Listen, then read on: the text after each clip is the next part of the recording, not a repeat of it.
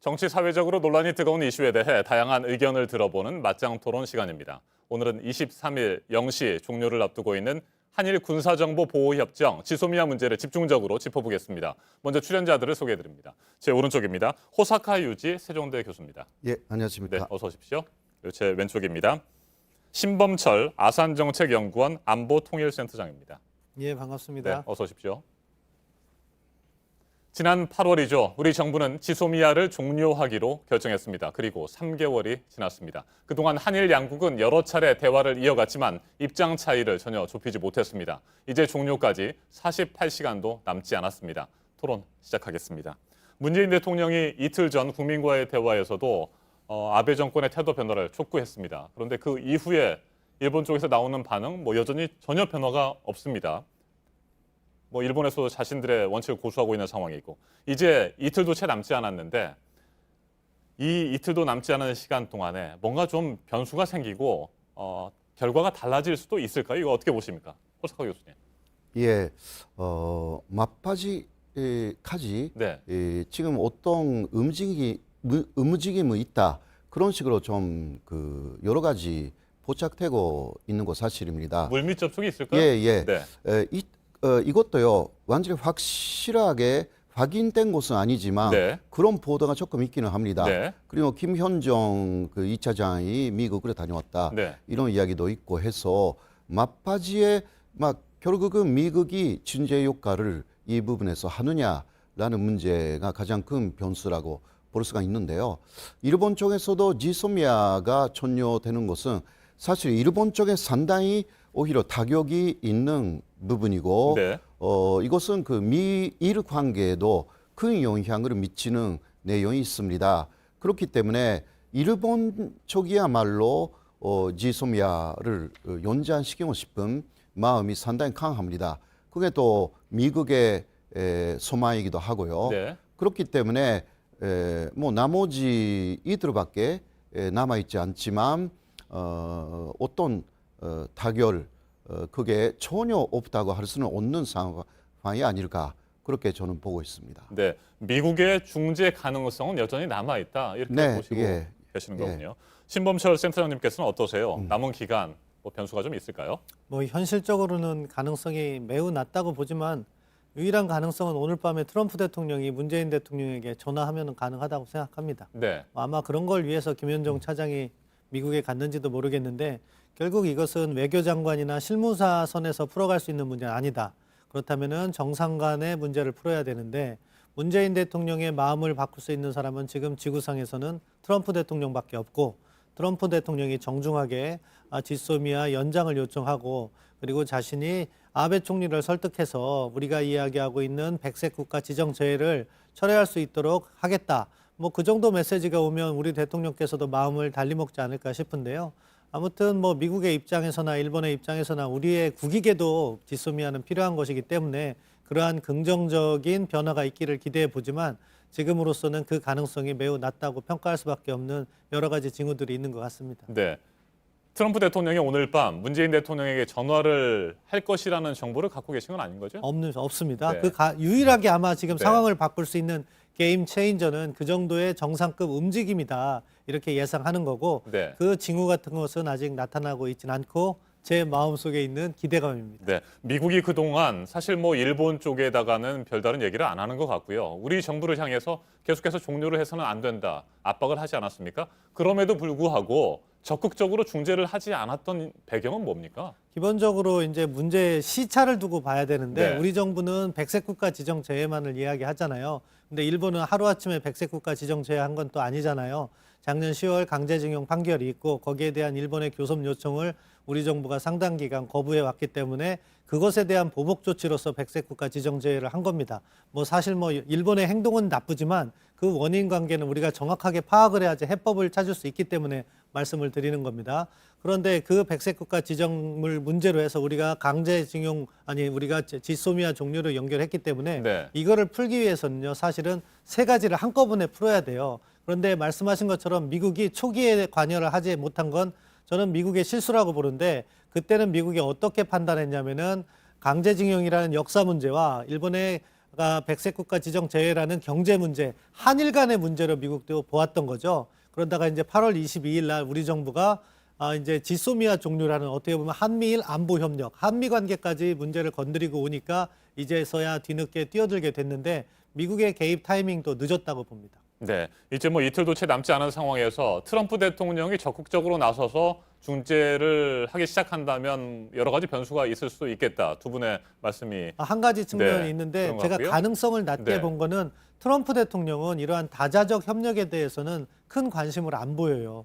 그렇기 때문에 트럼프 대통령이 전화를 걸고 적극적으로 행동할 가능성이 낮기 때문에 확률이 낮다고 평가한 겁니다. 알겠습니다. 그럴 가능성은 그다지 높지 않은 거고요. 자, 그런데 미국이 지금 상황에서 적극적으로 중재에 나선다고 하더라도 일본이 아무런 태도 변화도 하지 않고 있는데 우리 정부가 지소미아 종료 결정을 철회하고 뭐 유예한다거나 아니면 계속해서 유지하는 걸로 결정을 해도 되겠습니까? 어떻게 보십니까? 그런 것은 절대 없다. 네. 그렇게 볼 수가 있습니다.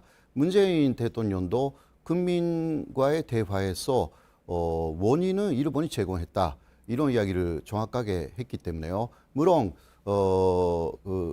마지막까지 노력을 하겠다. 그 말씀을 또 하셨습니다. 그래도 지금 뭐 아까 한국의 극이익을 위해서 네. 지소미아가 필요하다라고 하셨지만 한국을 극이익을 생각하면 지소미아는 개정해야 합니다.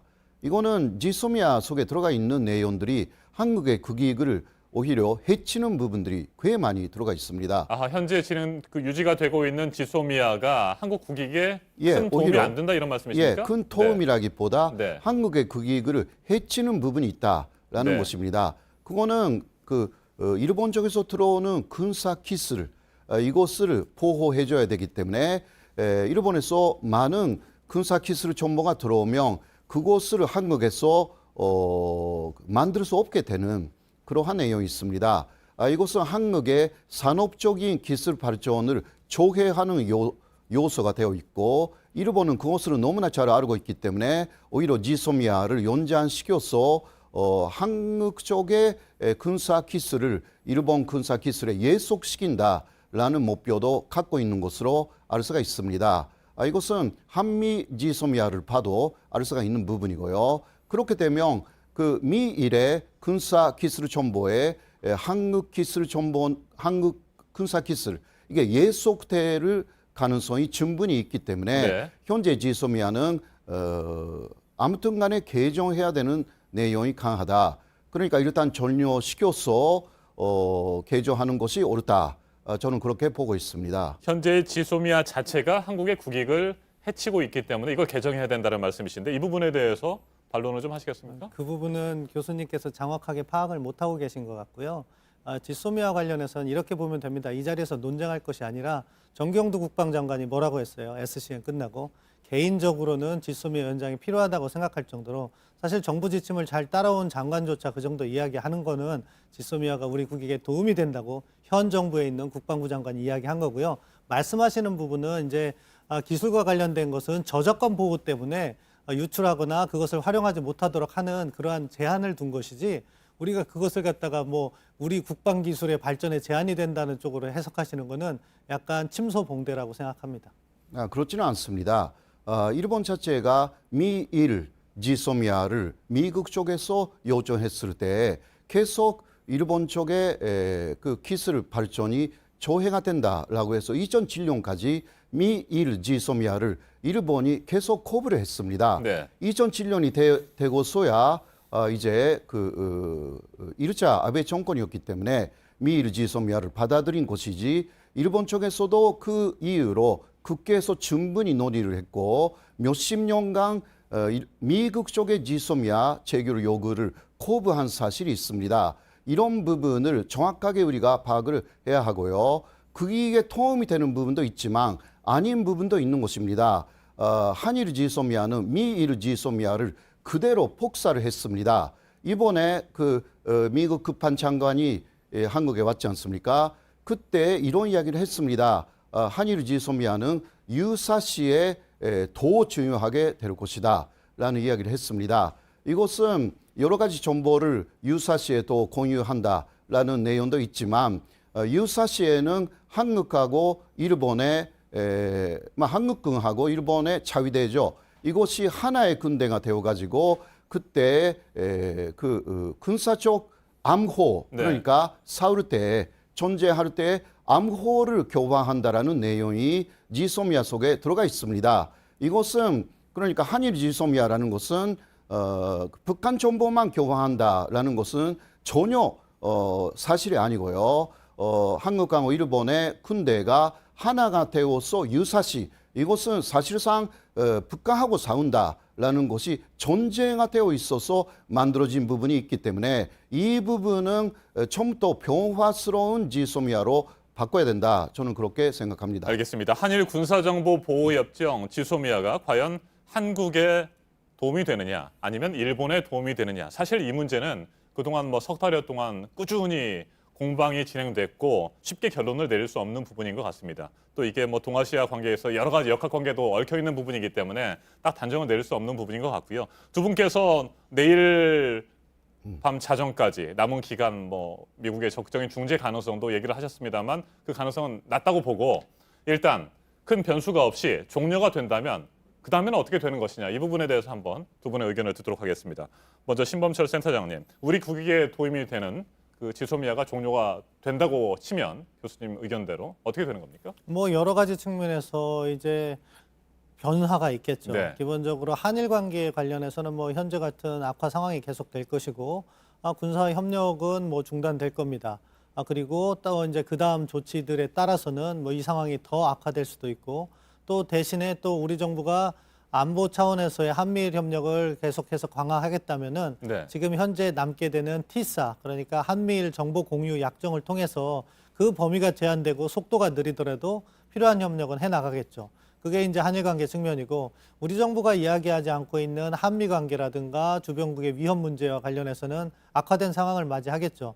이것이 뭐 아까 호석가 교수님께서도 말씀하셨지만 결국 미국의 대전략과 부합하는 부분이 있어요. 그런데 결국 동맹이라는 것은 우리는 북한 위협 때문에 미국의 동맹 지원을 필요로 하는 것이고, 미국은 한국을 동맹 파트너로 하면서 보다 더 넓은 지역 전략에 활용하는 건데, 아무튼 그 관계가 악화됨으로 인해서 한미 관계는 상당히 영향을 받을 것이다. 그러면 또 그것에 파생 효과가 따릅니다. 뭐냐? 한미 관계가 악화되고 한미일 안보 협력이 약화되면은 그것을 바라보는 우리의 잠재적인 위협의 그것을 활용하려고 하는 거죠. 북한이나 중국이 이러한 한미 관계나 한미일 안보 협력 약화를 파고들면서 한국을 떼어내려고 할 겁니다. 그러면은 과거보다 더 공세적으로 한국에 접근하게 돼 있는 거예요. 그게 국제관계의 일반적인 현상이고, 그렇게 하다 보면은 우리에게 있어서 보다 어려운 외교적 환경이 조성될 수 있다. 그런 점까지 우려를 하는 거죠. 네, 한미일 안보 협력이 훼손되고 약해질 것이다 이런 말씀이신데 이게 안보 문제뿐만이 아니고 다른 분야에까지도 영향을 미칠 것으로 보십니까? 뭐 지금 이제 통상 문제라든가 네. 방위비 분담과 같은 문제와까지 연결이 될 거라는 전망을 많이 하고 있어요. 근데 겉으로 바로 이것이 폭발적으로 나오진 않을 거라고 생각해요. 뭐 미국도 결국엔 동맹을 잘 관리해야 되는 자신들의 국익과 또 의무가 있는 겁니다. 그렇기 때문에 겉으로 드러나게 한미가 충돌하진 않을 수 있겠지만, 그렇지만 물밑에서 여러 가지 불편한 것들이 있을 것이고, 그것이 이제 한미 간의 신뢰 손상으로 나온다면은 다른 것과 연결돼서 말하자면은 뭐 지소미아 하나만으로는 큰 문제가 안 생길 수도 있지만 방위비 분담 협상이라든가 통상 협상이라든가 이런 것과 맞물려서 잘못하면 한미 관계가 급격히 악화될 수도 있고, 그것이 또 악화되다 보면은 우리의 주한미군이라든가 이런 문제까지도 또 영향을 미칠 수 있고, 그렇게 하다 보면 우리 경제 전반에도 악영향을 미칠 수 있고, 이게 반드시 발생한다는 건 아닙니다. 네. 하지만 그런 가능성을 차단하고 예방하는 것이 보다 멀리 바라보는 외교이기 때문에 이 지소미아 종료권은 저는 방위비 분담과는 확실히 차별해서 지소미아 종료권은 우리가 잘못된 결정을 내렸다고 보고요. 방위비 분담은 미국의 부당한 요구에 맞서 싸우는 그러한 선택적 협력을 해나가야 된다고 생각합니다. 네, 신범철 센터장님의 의견대로 뭐 정도의 차이는 있겠습니다만 한일 군사정보보호협정 지소미아가 종료되면 한미 관계 그리고 한미일 안보 협력 분야에서 분명히 약화되는 부분이 있을 것 같은데 이 부분은 어떻게 생각하십니까? 그거는 확대 해석에 불과하다. 저는 그렇게 생각합니다. 네. 한일 관계하고 한미 관계가 물론 전혀 관계가 없는 것은 아니지만 한미 관계가 이것으로 인해서 여러 가지 영향을 받는다. 이것은 아니라고 생각합니다. 한미 동맹은 그대로 계속 그 어떤 변화도 없이 갈 겁니다. 그리고 방위 방위비 분담 문제는 이 지소미아 문제하고 전혀 달리 지소미아를 이쪽에서 전용시키겠다라고 하기 이전부터 네. 있었습니다. 미국은 그 일본하고 우리 그 한국의 4배, 5배의 방위비 분담을 계속 오래전부터 사실상 요구하고 있었습니다. 이거 지소미아하고 전혀 관련이 없는 문제이고요. 한미 동맹이 문제가 될 리가 없습니다. 문제가 되는 것은 그 일본의 자위대를 오히려 미군으로 대신하여 한반도에 많이 투입하고 싶은 네. 그러한 미국 쪽의 위향이 이 지소미아 문제가 종료되면 미국이 그것을 못하게 되기 때문에 그 부분에 그 미국 쪽의 속셈이 조금 못하게 되는 부분이 있다 하더라도요. 자, 그러면 우리 입장에서 일본 자위대가 한국 쪽에 온다라는 그러한 목표에 대해서 동의할 수가 있습니까? 그 일본 자위대를 유사시에 그 한반도에 투입시킨다. 이것은 사실상 미국 쪽의 생각입니다. 그것을 한국 쪽에서는 전소적으로도 사실상으로도 아직 절대 받아들일 그러한 상황이 아닙니다. 그 일본 쪽에서도요, 칸나오토 민주당 정권 때 그 제2의 한국 전쟁이 일어나면 일본 자위대는 부산에서 올라가 가지고 한국군의 정보를 계속 수집할 것이다라고 해서 답말을 했습니다. 이런 식으로 일본 자위대는 유사시에 한국으로 도우는 것이 아니라 한국군의 정보를 배간다라는 목표를 갖고 있는 만큼 일본 자위대를 신뢰할 수 있는 상황이 아닌데도 이 지소미아를 계속 그런 차원의 지소미아를 계속 가져간다라는 것은 한국의 국익에 도움이 되는지 의문입니다. 네. 그러니까 이 지소미아는 개정해야 된다. 저는 그렇게 생각합니다. 이 알겠습니다. 부분은 제가 네. 잠깐 반박을 말씀하시죠. 해야겠어요. 왜냐하면 사실관계를 전혀 다르게 말씀을 하시니까 지소미아라는 건요. 시청자분들께서 이게 영어고 뭐 복잡해서 이해를 잘 못하실까 봐 그러는데 정보를 받으면 그 정보를 제3국에 유출하지 않겠다는 약속인 거예요. 근데 그것을 갖다가 법적으로 보장하기 위해서 조약의 형태로 둔 거죠. 일본군의 한국군 개입은 일단 유사시가 발생해야 되는, 북한이 남침을 해야 된다는 전제인 거고 지소미아하고는 전혀 무관합니다. 근데 그거를 왜 갑자기 지소미아를 설명해서 이게 체결되면 만약에 일본이 한국군에 온다고 말씀하시는 건요. 법적이나 정치적이나 군사적으로 전혀 무관한 말씀을 연결해서 말씀하시는 거예요. 그렇지 않습니다. 제가 더 말씀드리겠습니다. 지소미아 속에는 그러니까 전쟁을 할 때 전쟁 시의 암호를 완전히 같은 암호로 동일한다, 교화한다 이 내용이 들어가 있습니다. 그거는 사실상 그러한 내용이 산정할 필요가 없으면 그거 빼면 되는 것입니다.